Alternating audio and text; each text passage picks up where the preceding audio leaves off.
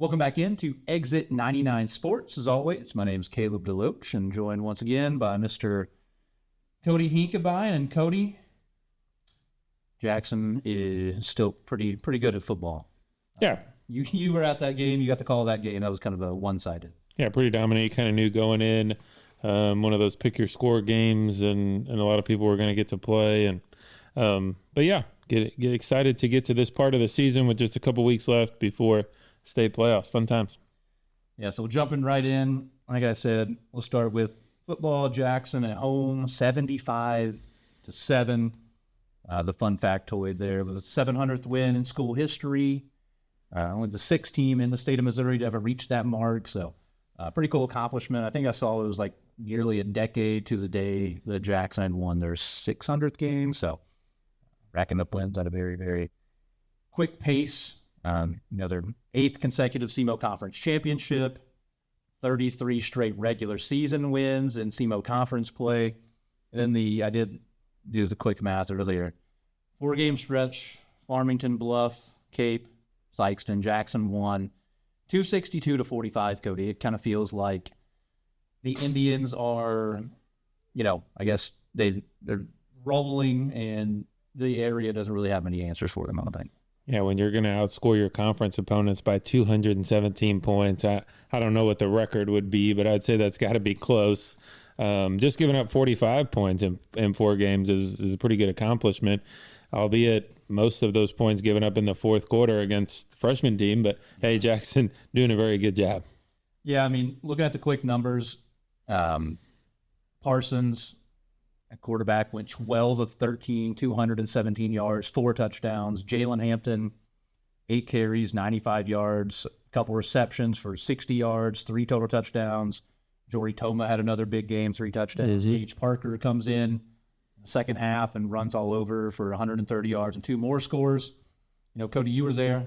You can kind of go through just how the game went, I guess, kind of whatever the game flow of it or whatever the summary was. But it seemed like from the beginning, it was kind of all Jackson. Yeah, and from the kickoff, you kind of knew that that's how it would be. The first drive of the game, couple of first downs for Sikeston. They kind of got their foothold, if you will. You thought, hey, they may be able to move the ball a little bit. And then from then on, the next 4 possessions, not many yards coming. I think you have the total stats there. But, yeah, not a lot of yards all night. But then on the Jackson side, a lot of players over 10 yards per carry, over 10 yards per pass. But that's been kind of the story throughout the SEMO Conference. Yeah, so it was a dominant performance, not a lot to get too deep into in a game like that where, there were guys, I think you send we were texting each other, there's guys not in the program that were playing for Jackson. So right.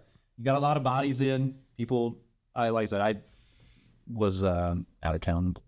I've stayed with this a few times. I've just been in my ears and weddings. So, no injuries on the Jackson side. For sure. Everybody come out pretty clean during the game. Mm-hmm. Yep. So that's kind of all that matters at this point in the season. It's who gets in postseason play the healthiest. We'll get into next week.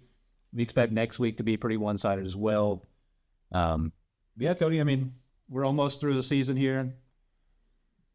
Jackson undefeated. I assume we kind of feel like they're going to end that way. This feels like pretty definitively Coach Nesbitt's best team. Is that kind of your opinion as well? Right. Yeah, going to be definitely favored in their next 2 games to go undefeated. I think Max Preps has them around 6. The coaches or the media poll has them around 4 in the state. So, yeah, they're going to be up there. Obviously, will be the favorite to win districts, and everybody knows that after that is a struggle. But, yeah, I think definitely the best team in the last couple of years for sure. Yeah. So, like I said, not a lot to talk about. Guys executing at a high level, not a lot of turnovers, all the good things to see. I saw the freshman quarterback, the lefty Max DeBow got in, got a rushing touchdown himself. So a lot of guys getting in on the action, a lot of guys doing, making cool plays. We got a defensive touchdown I saw as well. Yeah, Lucas Cox had an interception for a touchdown, so cool moment. Doing it every which way, which kind of been the theme. And congrats once again, I guess, to Jackson, undefeated conference champs, 8 straight years. It's kind of expected, I think, at this point. For sure. So we'll move on. We'll talk about Cape and Farmington. A game that was, much more competitive. Final, Farmington did win that 35-21, and Cape lost their third consecutive game with that one. But, Cody, you could kind of pinpoint going into the season, like even, they're in the middle of the actual pretty tough part of their schedule. Yeah, this is one of those games that they had circled. Obviously, they know what Coach Eckley brings, and we kind of felt even from the pregame or the preseason that this is probably for, the second best team in the conference, and it kind of played out that way. Cape kind of jumped on them early, but Farmington had the last laugh on that one. Yeah, like you said, Cape looked good early. I mean, they came out and they just gave the ball to Torrance Murray 1, 2, 3, 4, 5, 6, 7-ish times consecutively on the first drive. Mm-hmm. I think he had all 75 yards. They went up 7-0. And then 2 plays later, they got an interception. 3 more plays later, they hit Martavion Robinson for a touchdown. Like you said, 14-0 very, very quickly. Farmington was kind of struggling a little bit. They drove all the way down the field, turned it over on downs. But then that is where kind of the issues started for Cape, and it's been kind of the issues, during this losing streak as a whole has been the turnovers. They have been turning it over a lot. They run the ball quite a bit. They had been pretty clean early in the season, not putting it on the ground, but it has gotten away from them a little bit. I'm kind of surprised to see that they've been fumbling. Throwing a couple of picks, it feels like every single game. Yeah, we see a lot of teams in the area. We joke about it week to week. Hey, you just have to, especially early in the season, even a lot of the SEMO Conference teams, Jackson was like that, but you win the turnover battle, you win the penalty yards, and you most of the time win the game. So Cape, like I said, they started with it at their own 5 after Farmington turned it over on downs. They hit a long pass and then immediately fumbled. Farmington goes down, scores, and then it just starts going downhill. Farmington goes 35 unanswered. They got a quick touchdown to make it 14-14. Cape gets it back. They fumble it on their own 33. But once again, the defense steps up. It's kind of been the one spot on the team that I keep talking about that I really like is their secondary. The Cape secondary has been really good. They have really good, athletes back there. They play really sound defense in the back. I mean, even, in the game against Jackson, they didn't have just busted coverages. One time they got beat over the top, they just lost a foot race to Blaine Reagan, and fastest kid in the state of Missouri.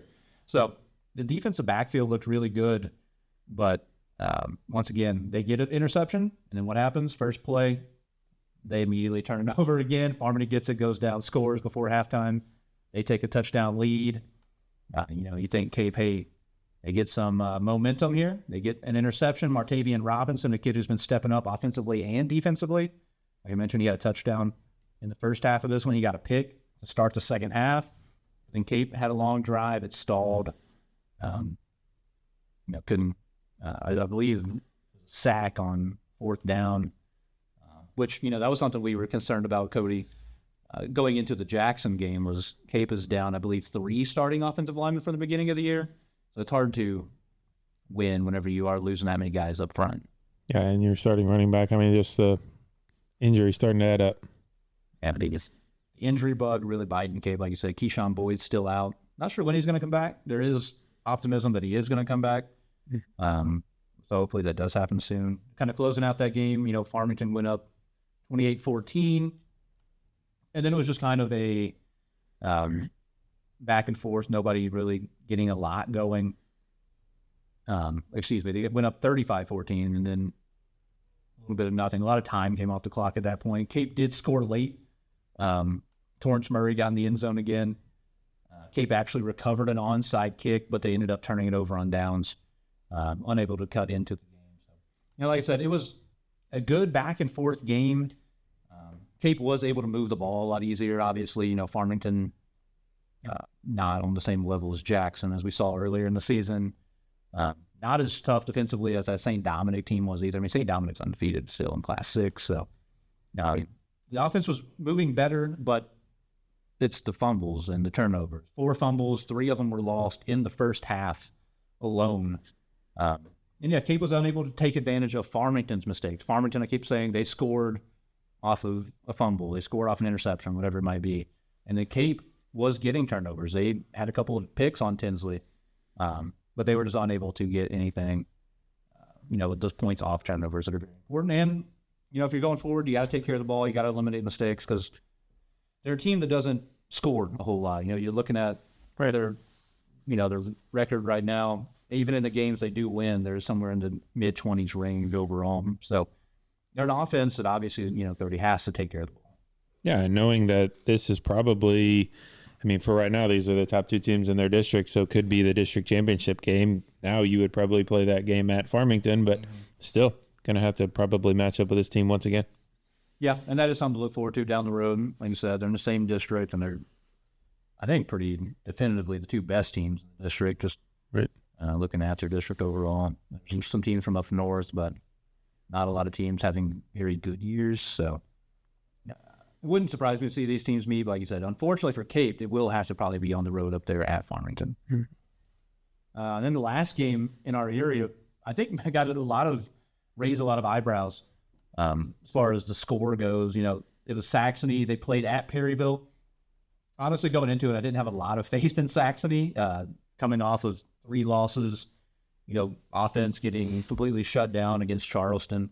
I didn't know what to expect. I thought this could be a 42-7 type of game where Saxony just kind of gets run over by a bigger team. But Cody, I'll give it to them. They really put up a fight. They put up some points on the board. Yeah, and it dates back to, we watched the game at Houck, obviously their first game, but just the depth and how well they can maintain that stamina throughout the entire game. But putting up 42 points on a good Perryville team is nothing to bat an eye about. Yeah, and once again, Kai McDowell got back on track a week ago. Things were a little rough for him. He threw some picks. Completion percentage was not very good, but he got back in the swing of it. He had 5 total touchdowns, 3 through the air, 2 on the ground.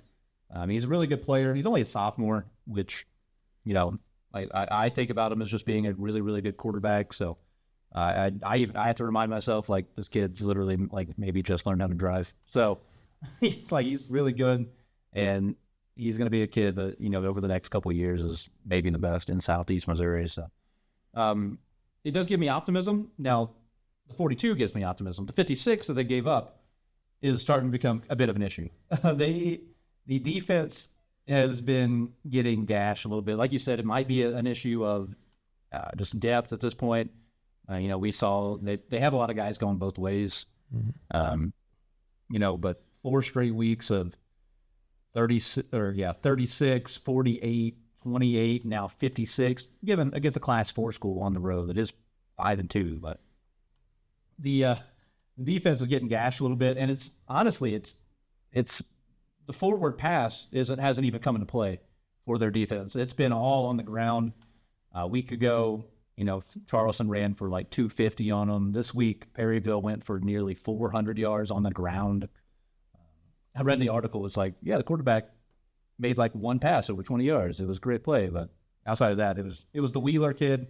And the Wheeler kid had popped at Perryville. I saw he had his 50th career rushing touchdown. So he is a stud of a high school running back. But the defense on the ground is having some issues for sure over at Saxony. But so we'll preview their future games here. But they do have some opportunities coming up, I think, to maybe get back in the win column. Hopefully, yeah. As I actually pull up their points on the Misha website, so Saxony stats at the 1 seed.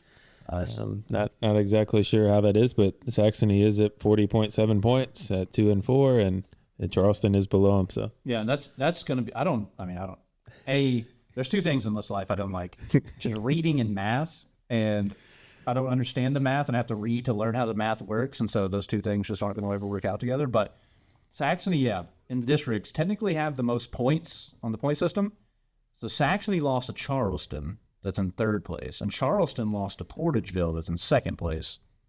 So, I don't know.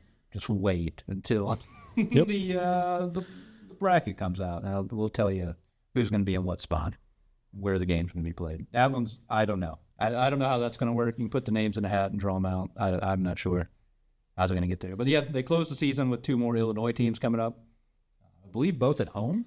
And I don't know if this is true. I did see, once again, I think this game could be at Saxony, Cody. The Massac County game could be at Saxony, high school, gotcha. On their home field. Cool. That's what I've seen. So I'm hoping that's the case. That'd be really cool. It would also be really cool if their games were live streamed somewhere. I could watch them. If anybody knows if that's happening or where it's happening, please send the information over to me. Because I'm tired of just like reading about it. I do like Cole Lee and Aidan McCarthy and everybody over at SEMO, but I like to watch the game. Anyway, so that pretty much does it for football. 1 and 2 for our Cape County teams. Jackson obviously rolling over Sikeston. Cape losing a good one to Farmington, and Saxony losing a shootout up there at Perryville. Kind of get into last week's scores. A lot of games going on because we are, Cody, I've been saying we were in the middle of the season. We're now getting to the end of seasons. On the volleyball front, it was a busy early in the week. Cape knocked off Fredericktown. Watched that game 3-1. Notre Dame shut out Advance, which was always impressive to do. Advance, a very, very good small school. Notre Dame beat them 3-0. Jackson swept Farmington 3-0. It's kind of the same people you're used to for them. Milena Haynes has been one of the best hitters in Southeast Missouri. She had 10 kills. And then Avery Bruni had 15 assists. Lauren Dory, maybe the tallest kid in Southeast Missouri. She had 8 blocks in the game. So Jackson, once again, kind of showing the dominance there. St. Pius X played Notre Dame. St. Pius, one of the best teams in Class 4. I think they're the reigning state champions. They swept Notre Dame. I did have Saxony, though. An impressive, little bit of an upset, in my opinion. I mean, pretty big upset, I think. Saxony taking the private school battle here in Cape County. They won 3-1 over Notre Dame. So I was impressed. Saxony kind of rounding into form. I keep saying they have a really young team.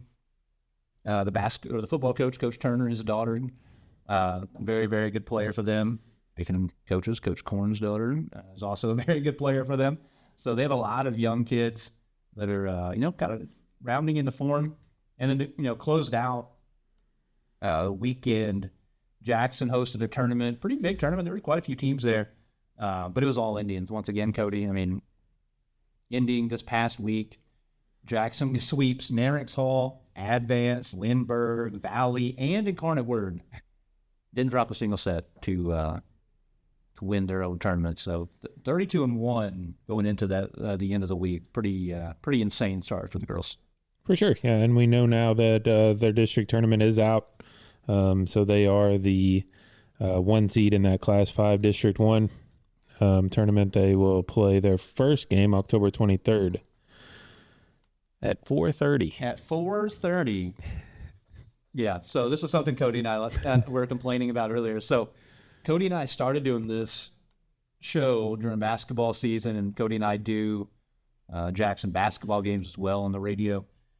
And that was the complaint that we had last time. Like, why is Jackson playing, especially when they're the best team in their district by a mile, why are they playing all their games on the road? Why are they playing all of them in St. Louis? Why are they playing them all on the road in St. Louis at like 4:30 p.m. that game? If they win, what's it going to do? Yeah, they play October 27th at 4:30. At 4:30 for the semi-district title would be October 28th at 5 o'clock. These people who make the decisions, they're dumb. People, that are the parents of these people would probably love to go see their children play. But unfortunately, they have to drive 2 hours and leave work at like 2 p.m. to get there. So somebody figure it out because it's dumb and I hate it. I don't like it. Also, I want them to play here, so I don't have to pay $10 to watch them play. Let's see. Any more complaints to get out? No, not yet. So yeah, we have all the district brackets, like you said, are out now. So the District 5, like we said, Class 5, District 1, Jackson is the 1 seed. They're going to be the favorite. It's going to be played, like you said, at Jorge Zoo. Also, here we go. There's another complaint. I want to complain more. Jorge Zoo can't host all the teams in the district simultaneously in one night to play all the games. So Jackson will actually be playing at Seckman, which is what we did for basketball when we had to play, which SLU was hosting the games, but SLU also didn't have the space to host the teams. Therefore, we played also at Seckman, I think, first round in the basketball district. So, okay. That's the end of the sentence, I think. Okay, Cody, go ahead. Class 4 District 1 does have Notre Dame and Cape in it, so that's a very interesting. And we'll be played in Cape. Mm-hmm. So Hillsborough is the 1 seed in their district, but Cape the 2, Notre Dame the 3. So possibly their first round on the 22nd could play each other, Cape and Notre Dame, at the 25th at 2:30. So, and then they're also the 28th would be the district final, 6 o'clock. Interesting. Oh yeah, so that's cool. Cape getting to host is very, very neat. I might be making an appearance. You said the 22nd is their first round game, and they play the 25th. So playing. So who they have in the first round? I think it's Bluff against Cape. Yeah, Poplar Bluff at Cape, and then Sikeston at Notre Dame. Okay. It starts at 5 p.m. Can we just make it 6? They got the Notre Dame Sikeston after, and then if they win, they're at 2:30 on the 25th. So, anyway, I may be done. We haven't seen everything yet. Then, as we fast forward to Class 3 District 1, this is where Saxony would be the 2 seed, Kennett the 1 seed, so they actually both get a bye. Won't play until October 27th. Saxony play the winner of Fredericktown Donovan. I believe this one is at Dexter. Okay. Yeah. So those teams have to make a little bit of a drive. Yep. Over to Dexter. It'll be interesting. Like you said, Saxony, the 2 seed, have a chance. I mean, I think a genuine chance to win this district, especially, playing a little bit better at the end of this year. I'll be interested to see how they stack up. A lot of young kids getting an opportunity, and make some noise there. Be exciting. A lot of teams. I mean, genuinely, every team I think has a chance to win a district title this year. Like I said, Cape and Notre Dame are the 2 and 3 seeds. So, volleyball closing strong. Regular season's just about pretty much over with. So, yep. I'm in postseason. Jumping back into some of our past results. Boys soccer. You take that for me also. Yep, I think boys soccer. I think they have a little bit more time, but. This past week, Notre Dame got a conference win over Bluff 3-1, and then Jackson won the big one. The rivalry continued onto the soccer pitch, and Jackson knocked off Cape 2-1. Then they turned around, played a pretty good Clayton team from my memory. Clayton's always been a pretty competitive squad. Clayton got the win 1-0. Notre Dame knocked off Fredericktown. A little bit of some points on the board here. They beat Fredericktown 3-2. Saxony did lose against a tough Perryville squad 3-1. And then Friday, Saturday, Notre Dame and Jackson both went up to Rolla and played. Friday, Notre Dame won 3-0, and then Jackson won 5-1 over there at Rolla. So where are we at in? Yeah, you have a little bit of time. Not till November 4th through the 10th. Okay. So right now Jackson sitting at the 3 seed. We got some time until we get into soccer postseason. Softball is. Next sport we'll jump into. Cape got a high-scoring victory this past week, 14-11 over Neelyville. Jackson shut out North County 12-0. Saxony then came out and knocked off Cape 10-0 in a local rivalry matchup there. Notre Dame, a lot of high-scoring games, 14-2 over Perryville. Jackson beat Donovan 8-0. We had a lower scoring, very competitive game. Saxony actually took 8 innings. They do come up with a win over DeSoto. That same day, Notre Dame beat Kelly 2-0. It's a tough win there. Kelly's a pretty good squad. Naylor knocked off Cape. And then Saxony, continuing a very, very good week, they finished by beating Neelyville 12-6. And then on Saturday, had a few games going on. Jackson had a big win over Lafayette, who is, I believe that's who Jackson got knocked out of the playoffs last year by. They beat Lafayette 6-3. Cape gets a nice win over Farmington 5-4, and Notre Dame knocked off Incarnate Word, all-girls school up there, 10-3. Where are we at? I believe so. We have the districts for softball. Yeah, it would actually be this week coming up. So, if you're looking at Class 5, District 1 for the girls, Lindbergh the 1 seed, Jackson is the 2 seed. So Jackson will host their first round game anyway at 4 p.m. on October 16th. So that will be against Northwest Cedar Hill. And then see who is actually hosting. Oakville would be the semifinal game. They'll play up there 4 o'clock if they shall win the first game against the winner of Fox and Kirkwood.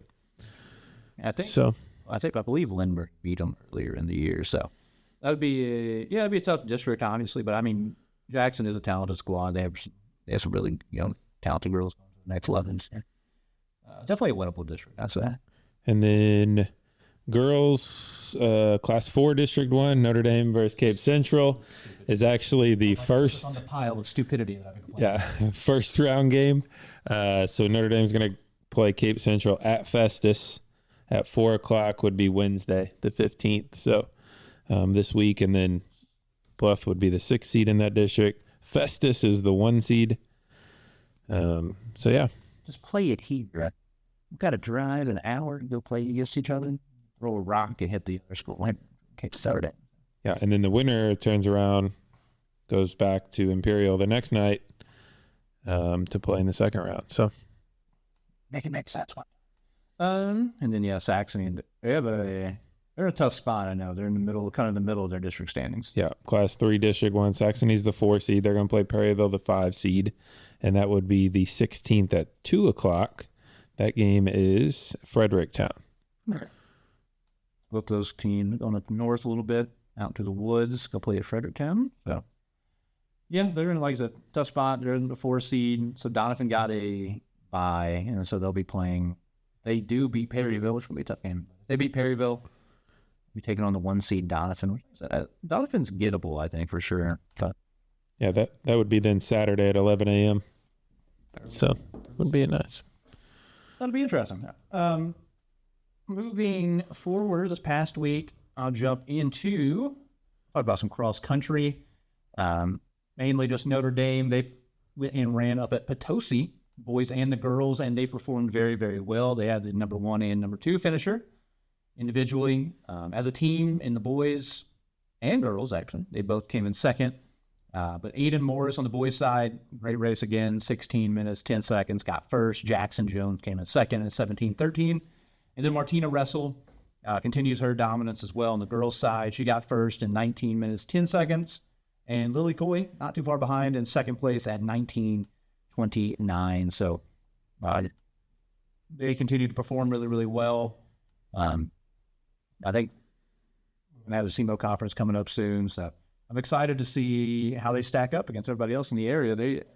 They're performing really, really well, those 4 kids especially. Yeah, that conference meets the 16th. Then they don't have districts till November 1st. So. Okay, so cross country has a little bit of time till the postseason. Girls tennis. Actually, we're going to talk about the games that already happened, but for a lot of people, girls tennis has come to a close. Excuse me. To end the regular season, though, Notre Dame did sweep Sikeston 9-0. Jackson got a tough 5-4 victory as a team over Saxony. Saxony looked really, really good as a group. They dropped one the next day to Festus 5-4, and then Jackson beat Cape 8-0. And then we went straight into the individual tournaments of singles and doubles. And already this week, we'll talk about here in a second what has happened in the team tournament as well. But yeah, the individual results I think are done as far as districts go. Memory serves. So I believe the Jackson girls, they didn't have anybody advance in singles or doubles. Are they pulling up over here on the Class 1 side? I think that's where he didn't have any. Saxony is, I believe, over there. One name you always need to know, the Bean girl, absolute monster. She swept her way through one there. Up in Class 3 where Jackson is, they didn't have an individual that's going to be advancing to state, an individual from Quarry Zoo and one from Ursuline Academy, and then Lindbergh and Parkway South doubles teams made it to the finals there. But the one spot you did have is in Class 2, District 1 on the for doubles, I believe. The group from Notre Dame were the ones to come out victorious there. Is that right, Cody? Is that Galati and Cox coming through there for Notre Dame? Yep. Yeah. So Caroline Galati, Mary Tyler Cox, they pretty much dominated, especially in the finals. They went 6-1, 6-2 over a duo from Farmington. So those girls will be advancing. I know you had it pulled up a second ago. They don't have the bracket filled out yet for the doubles tournament yet. So I'm not Right. sure how that's going to work. And then, like I said, the team tournaments have already started, and so that happened earlier today. So Notre Dame got upset as the 1 seed against Festus. Kind of shocking, because like I said, Notre Dame was the 1 seed going into that one, and I believe they played each other earlier in the season. Yeah, I wrote that down here. Yeah, Notre Dame won the earlier meeting between those two teams 7-2, but unfortunately they do get upset as a group, and their season will come to a close. At least the team as a whole, like I said, Caroline and Mary Tyler Cox will be continuing in doubles, so best of luck to them. In other team action, let's see here, Cape lost 5-0 to Poplar Bluff. Bluff was the 2 seed in Class 2, District 1. Cape ends their season at 4-17. Conversely, Jackson lost in Class 3, District 1 as a team to the 3 seed, Parkway South. So Jackson was definitely the underdog. Cuts off at 5, so Jackson lost 5-1. Their season does end as a team at 17-4. So really, successful season. Shout out to those girls that do graduate a lot off the team. I remember senior night, there was a ton of seniors playing. So unfortunately, that does end their season. Ends everybody's season. Excuse me, it ends not everybody yet, because actually it was Saxony played today too, I believe. They played Fredericktown. So ends Jackson, Cape, and then Notre Dame. Pretty shocking. Their ends ending a little bit earlier than I personally would have expected. Let's see, move on. Close to postseason time as well in swimming, but I don't believe we're there yet. I believe we have a few more meets left coming up to end out the year. So I think the SEMO Conference meets in. But we can start checking out. SEMO Conference will be November 4th for swimming and diving. Districts is the week after. So we still have some time in swimming coming up. So we can jump into what's kind of going on. I'll say we've been kind of continuing there to update postseason, but we do still have a couple weeks of football left, Cody. We'll start the way we did to start the show. Jackson, the game, they are hosting Miller Career Academy. Miller Career Academy with Vashon and with Sumner High School. Last year was just Vashon. They just keep swallowing up all the public high league teams there. Which does suck. It is kind of sad to see a lot of these schools that have been around forever, like some of these schools, like Roosevelt, I just saw drop football, or their football, they just ended their season early. Roosevelt's been around forever as some sort of entity. I think as the school it is now has been there since like 1920s or something. So it is kind of sad to see some of these schools closing shop. Like I said, they added Sumner. I did have the fun fact that Sumner is maybe the best public I team ever. They have 4 state titles in their history in 73, 82, 90, and 91. But Cody, I think this iteration of Miller Career Academy, it's going to go the way that a lot of Jackson games have recently. They're below 500. They only average 17 points a game. They're giving up 34. This feels like another game that Jackson's probably going to win and win pretty handily. Yeah, they just lost to St. Pius X last week, who was 500 team, 56-6. So it doesn't look well for them. Yeah, so this is a team I expect Jackson to win. It is senior night. That is the one kind of notable demarcation here. So go check out the ball game. Go support the seniors. Jackson has a decent seniors class of size-wise this year. Definitely some big names are going to be moving on. Drew Parsons at quarterback, comes to mind. Bryson Wessel at left tackle and defensive line comes to mind as well. And like I said, Jackson's undefeated, Miller career 2-5. Jackson number 4 in Class 6. So definitively the favorite, and it's probably going to be another running clock game. So it is what it is. Jackson has a couple more games left. We're nearing the end of the season. Next, Cody, Cape is hosting their 4th straight really tough game. It started with St. Dominic at St. Dominic. They went to Jackson. They hosted Farmington. All those teams are ranked in their classes, and now they have a really, really good Lift for Life team.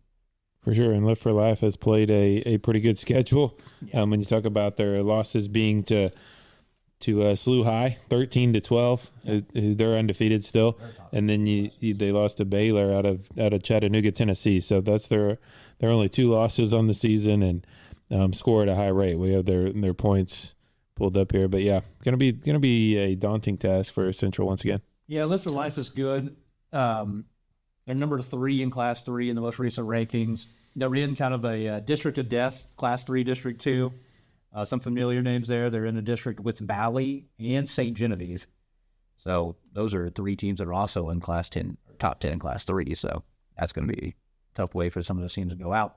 Like you said, they played a really tough schedule. And the one weird fun fact about them, maybe not fun for them, is that they do not have a home stadium. They play every game on the road. So like you said, they're coming to Cape. They came to Cape last year as well. Mm-hmm.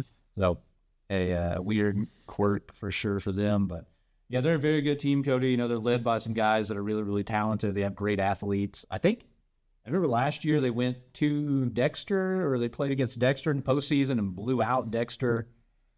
So they went deep in the postseason last year. Yeah, a very, very talented team. Down, you know, they have a kid that's super skilled on offense. He's going to South Dakota State. For those that don't know, is one of the best FCS teams. He's listed at 6'3", 205. He plays running back.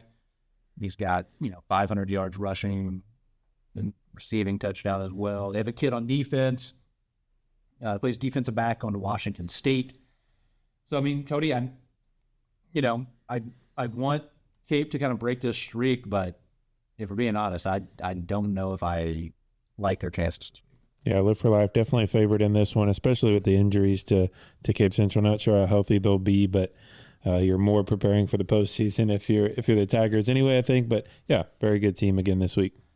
Yeah, if you made me make a pick, I think this is going to be lost from 4 with the Cape Central. Like, the good thing is they do have them at home, and so that is a big positive. I think it is also Central senior night as well. Correct. Yep. So they also have a big senior class. So we will, like I said, go out and support those kids and get the opportunity. If you want to go check out that game, it might be interesting. I mean, it was a pretty competitive game last year when Cape was, you could probably say, doing better at this point in the season. 44-28 was the final. So I think it could be an interesting ball game. There's going to be a couple teams that want to put it on the ground. I mean, for me, Cody, more than anything is, can Cape score enough to beat good teams? They just haven't been able to, if you want to beat, what I consider, put in quotes, good teams, you got to be able to get to that 28, 35 mark. They just haven't been able to do it consistently, like I said, against better teams. So that's kind of my only big question mark right now. And just, I don't know. I don't know what the answer is. Hope that Keyshawn Boyd gets back soon, maybe. But at the same time, Torrance Murray has done really well on the ground. So yeah, I don't know. I don't know what the solution is, but I do wish them the best. But at the moment, I don't think that game's going to go their way. And lastly, Saxony will be hosting Massac County out of Metropolis, Illinois. Massac County, a decent team. I looked them up. They average 28 points a game. They give up 26 points a game. Cody, the big scary mark for Saxony, in my opinion, is the run defense has been an issue. And this Massac County team is going to run and run and run and run some more. Yeah, for sure. They're both 2-win teams. But yeah, whenever this is a run heavy team, yeah, and they've struggled with the run defense, then question marks there. Yeah, like this team, their stats are up on Max Krebs, and their quarterback, I know what Kai McDowell is, I think he has the most or second most passing attempts in Southeast Missouri. The quarterback from Massac County, a senior, has only attempted 57 passes thus far in the season for them. 6 passing touchdowns, 2 interceptions.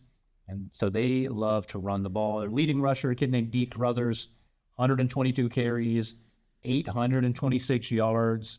And he is the do-it-all guy for them. He does it every which way. He's going to get the ball a ton. So you got to have, it's going to be tough. I don't know how they're going to be able to match up necessarily athlete for athlete with Deke Brothers, but you got to find a way to slow the kid down. Yeah, 19 total touchdowns. He's averaging 3 touchdowns a game. So pretty good stats there. Yeah. So I'm going to have their hands full. I said, I wish the best. I hope they are able to break this streak, 4 straight losses. They're going to have their hands full. I mean, I'm hoping this is maybe the game that does it. If I am right and they are actually hosting the game at Saxony, hopefully kind of that real on-field advantage, able to push them over the top. So hopefully the best. We'll see what happens. Looking at, the rest of the schedule, we went over the district tournaments for a lot of people. We are nearing the very, very end of these seasons.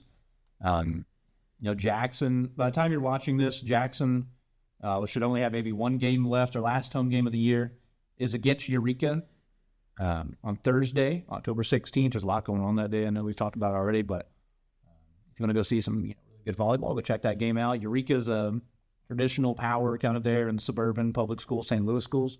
So check that out. I believe you should be seeing this on Wednesday, which means Cape and Notre Dame are playing big ball game between those two squads. It'll be at Cape. It'll be senior night for Cape. And that'll be that's always a weird one, Cody, when they play each other at the very end of the season, and then they're going to turn around and potentially play each other like a week later in districts. Yep. Same thing. Soccer has a little bit more runway left. Some games early in the season that we'll be recapping next week, but later in the week, Thursday, we have a pretty big slate. Cape goes on the road to Poplar Bluff, which is interesting because the head coach of Cape is in year 1 from Poplar Bluff. So a little bit of a weird homecoming, maybe emotional game for him. I hope that they're able to get that road over the Mules. Jackson be taking on local opponent there, Saxony, going to Saxony. So that should be an interesting one. Keep an eye on. Notre Dame goes to DeSoto, and then Saturday to play at Priory. So interesting ball games coming up. Like Cody already outlined, the softball districts are coming up. Wednesday is Class 4 District 1. Notre Dame and Cape will be playing in Festus. Make it make sense. Thursday, Saxony is taking on Perryville, and Jackson is taking on Northwest at Jackson. So, Indian fans, if you're watching, go out there. It's postseason time. Go be supportive of those girls. And let's see, we talked about tennis already. A lot of seasons have come to an end, unfortunately. Things we do still have going on regular season-wise, cross-country. We mentioned earlier, big one is the SEMO Conference meet. You get to see, these really, really, really talented young kids over at Notre Dame and Ressel and Morris compete against some of the older kids. They've been showing out. They've been the most dominant runners in the area, but can, kind of show up on the big stage. It'll be here in Cape Girardeau. Outside of that, I think Saxony and Notre Dame are going to be up in Farmington Saturday. In cross-country swimming, saw Jackson and Notre Dame were going up north to Westminster Christian Academy for swimming diving meet up there. That's Thursday. And then last thing to talk about is golf. We do have the peek behind the curtain here is that today is currently Tuesday. We're recording this. So yesterday for us, earlier in the week for you guys, we had districts here for Cape, Jackson, and Notre Dame, Cody, and we do have a decent amount of qualifiers moving on for our area. Yeah, Jackson has... Sorry, I was looking it up. I think they finished 3rd overall. Yeah, they finished 3rd. In the team, so Visitation Academy and then St. Joseph's Academy in front of them. So Jackson, 319 team score, but 3rd place. So Cody, what I want you to do is click through the district. So Jackson shot 319. The teams ahead of them shot 304, 302 and 304. If Jackson was in like any other district in Class 4 even, they would have been advancing. So it does kind of think they are in the toughest by far district in the state of Missouri when it comes to girls golf. And so, like I said, they came in 3rd as a team, shot 319, like you said. So that is disappointing in a little bit that their team couldn't advance. But they did still advance 3 individuals. I believe you got to finish top 20, I think it is, individual, 25 maybe, move on. And those 3 are Julia Schlitt, She came in tied for 6th out of 75. Maddie Thrower came in tied for 8th at 76. And then Ava Moody shot an 81, tied for 16. So 3 seniors, all for Jackson, are going to be moving on individually. A couple more seniors going to be graduating. So it's going to be interesting to see where the team goes from here. But big match still in the state meet if you're the Indian. Cody, I know we did have one team qualify as a group to move on to state. Yeah, Class 3, Corjesu got first, Notre Dame second. So 334 for Corjesu and 339 for Notre Dame. They played at Crescent Farms in Crescent, Missouri. And then, some individuals getting through there also. Yeah, those girls qualifying, they did, like you said, Notre Dame got second. Grayson Maurer, Lucy Barnett, Grace Fitzgerald, Emmy Gamble are the ones going through there. And then Cape Central actually had one individual that made it through. They came in 10th as a team, so you got to finish top 2 as a team to advance. But Harper McClarden, who I believe set a school record earlier in the year, she came in tied for 14th, 86 at an 86 on the day. So she'll be advancing, which is very cool for her. I think this is her second year in a row advancing to states. A lot of girls moving on, so we'll have to keep an eye on that. A lot of names in Class 3, and then 3 Jackson golfers there in Class 4. Cody, I know Julia Schlitt came in, I think, tied for second a year ago, trying to see if she can replicate another high finish or maybe be the first ever girls individual state champion in school history. It'd be pretty cool. Yeah, I think they are playing, looked at it earlier, I think they're at Sedalia for the state championships. A little bit of a drive out there. It's like it's between Columbia and Kansas City. A little bit of a drive up there to Sedalia. So best of luck to all those girls. Cody, do you have anything else to outline in particular? All good. A couple of random individual things I saw. The big one, Bryson Ressel. You mentioned it off camera earlier. Bryson been committed a long time to Iowa State, or at least a few months to Iowa State. He flipped his commitment recently. This past weekend, I think, is when he made the official announcement. We going to Mizzou. So very cool. Cody, going to the SEC is about the highest level you can compete at, especially for him. I think he is going to be playing defensive line up there.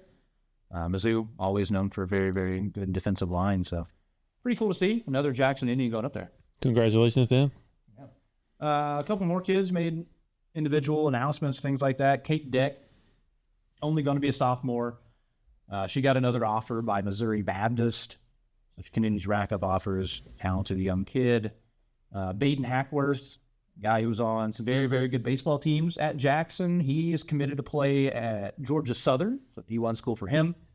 Adler Flynn, an infielder for Jackson currently, he committed to Rend Lake College. And then, Cody, one kid that has stood out and is interesting, Joel Moore, he visited SEMO over the weekend. The kid who's kind of his first year starting on the football team. He's a really good wrestler. I think he was a all state in wrestling, but he's one of those kids that have kind of shown out there in the middle of the field for Jackson, getting some recognition. For sure, yeah, racking up the tackles and a name we call a lot on the radio. Yeah, so very cool to see a lot of individuals getting some recognition, a lot more kids making announcements like that. We'll keep you guys updated. So, and that's pretty much going to do it. We talked about a lot. We are... we're in the postseason right now for a lot of sports, and like in football, which is, the moneymaker, obviously. We're the last couple weeks of the season. It's we're really winding down the football and the fall sports calendar. For sure. Fun times. The weather starts cooling off. You get into the football feel finally. And the games mean a little bit more each week. Yeah. So yeah, it's going to be an exciting time. Like we always talk about, Cody and I do the games at Jackson on the radio. So if you want to hear us talk more, 104.7, The Bridge. Our colleague, Ryan Winkler, has all the Cape games. So they'll be doing the Cape game there against Lift for Life. He live streams it on YouTube as well at Cape Central Sports. And then potentially, I keep saying it, I think, Saxony is going to be hosting their first ball game on their home field. So best of luck to them. I hope they're able to start it off with a victory. That'd be really, really cool. And yeah, that pretty much does it. Thank you guys for watching. Thank you for listening. Make sure, like, subscribe, all those things. Follow us on social media. Always share team schedules and scores and all that stuff, any highlights to post, things like that. Yeah, check us out and keep up to date. We're getting close to the end of fall sports, so we're going to start getting into some winter sports, maybe start talking football or basketball. Coach Brownsberger said they start practice at the beginning of November, so getting into the indoor sports soon. So exciting time. Like Cody said, we're in the middle of the most important time of year here, the postseason approaching for a lot of folks. So go out, a little bit of time you have left, go watch some of these kids play before they close out the season on us. So for myself, for Cody, we appreciate it. Thank you guys for watching. Thank you for listening. We'll see you in the next one. Take it easy.